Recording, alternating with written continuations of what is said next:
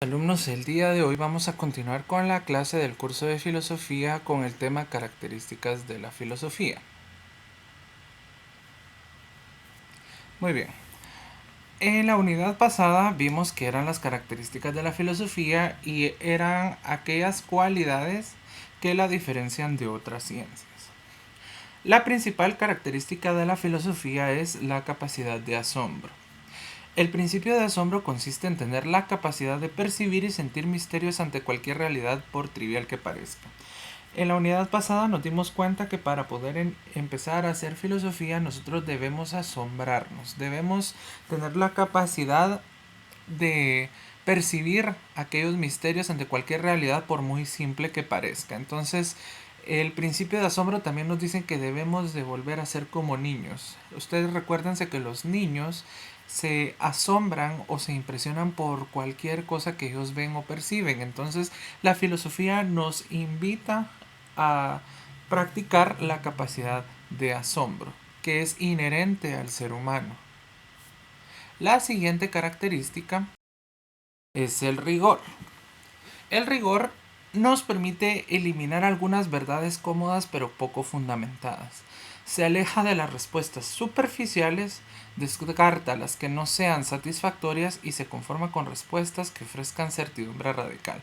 Entonces, ¿a qué se refiere el rigor? El rigor nos va a permitir quitar algunos prejuicios que nosotros tenemos en nuestra opinión o algunas verdades que nos parecen cómodas o que nos parecen verdad pero que no tienen fundamento. Por ejemplo, las personas que son supersticiosas. Muchas veces las supersticiones tienen una respuesta superficial a alguna acción. Por ejemplo, si yo boto sal en la mesa, una persona supersticiosa me va a decir que voy a tener 7 años de mala suerte. Pero ¿en qué se está fundamentando? Para decirme que voy a tener 7 años de mala suerte no hay un fundamento crítico ni hay un fundamento científico. Por eso, cuando nosotros empezamos a hacer filosofía y aplicamos el rigor, nos estamos permitiendo a nosotros mismos eliminar verdades cómodas, que, como lo dice el texto, son poco fundamentadas. Otra característica de la filosofía es la crítica. La crítica pone en duda el conocimiento cotidiano, lo enjuicia y está abierto a cambiarlo. Por ejemplo, eh, ustedes hicieron una tarea la semana pasada acerca de un caso del mito de la caverna en el cual se exponía algo acerca del coronavirus. La crítica va a poner en duda entonces ese conocimiento que nosotros tenemos, lo va a enjuiciar y vamos a estar abiertos a cambiarlo. ¿Por qué razón? Si ustedes se recordarán, la señorita que leyó la revista de espectáculos y leyó un artículo del coronavirus decía que no era cierto el coronavirus. Pero ¿qué pasó cuando ella se lo comentó a su hermano? Su hermano tuvo una actitud crítica, estuvo abierto a investigarlo, emitió un juicio y estuvo abierto a cambiar esa percepción que le habían dado acerca del coronavirus. La universalidad como característica de la filosofía trata de ofrecer una visión total o universal de las cosas. Esto quiere decir que trata de globalizar una situación. Y por último tenemos la praxis. Esta encamina las meditaciones hacia la solución de problemas reales con los que se enfrenta el ser humano. La praxis entonces se refiere a cómo vamos a poner en práctica o cómo pretendemos llevar a cabo un pensamiento y que no se quede únicamente en la idea, sino que busquemos la materialización de la misma. Acá tenemos un cuadro, es un cuadro resumen en el cual les he colocado lo más importante de cada una de estas características. En la capacidad de asombro tenemos que es la capacidad de percibir y sentir misterios ante cualquier realidad. El filósofo deberá infantilizarse, ser como niño, lo que les explicaba al principio. El rigor permite eliminar verdades poco fundamentadas. Se aleja de respuestas superficiales y solo se conforma con respuestas que ofrezcan una certeza radical. Entonces el rigor se va a conformar únicamente con respuestas que tengan fundamento y que tengan una certeza radical. La crítica significa poner en duda el conocimiento cotidiano. Enjuicia el conocimiento y está abierto a cambiarlo.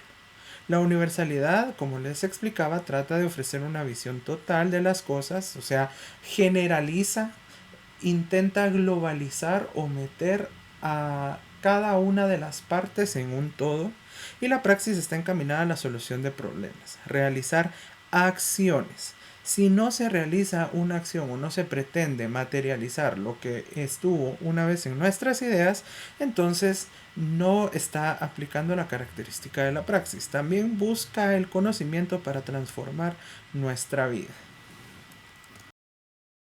Vamos a darle resolución entonces a la tarea que ustedes tenían. Ustedes necesitaban leer este párrafo y emitir un juicio acerca de por qué se relacionaba con el mito de la caverna. Vamos a leerlo rápidamente. Andrea acostumbra a leer revistas de espectáculos. En una de esas revistas se encuentra un artículo de opinión acerca del coronavirus en el cual se expone que dicho virus no existe. El artículo continúa recomendando a las personas exponerse a la sociedad y salir de casa.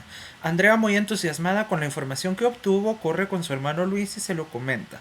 Luis, por su parte, decide creerle al principio, pero luego procede mejor a corroborar la información. Al Luis comprobar que la información de la revista era falsa, decide contarlo a Andrea, pero ella renuente sigue firme en creer los datos de la revista y decide ir a una fiesta. Días después, Andrea comienza a sentirse mal, con fiebre, dolores de cabeza y tos. Decide ir al médico a realizarse pruebas y resulta positivo para COVID-19. Muy bien. ¿Quién entonces se encontraba en la caverna? Andrea y su hermano Luis se encontraban encerrados en la caverna. ¿Por qué razón? Porque Andrea cree de primera mano la información que le proporciona la revista y su hermano decide creerle al principio. ¿Por qué Andrea no decide creer a su hermano? Porque se encuentra encerrada en el conocimiento que ella cree cierto.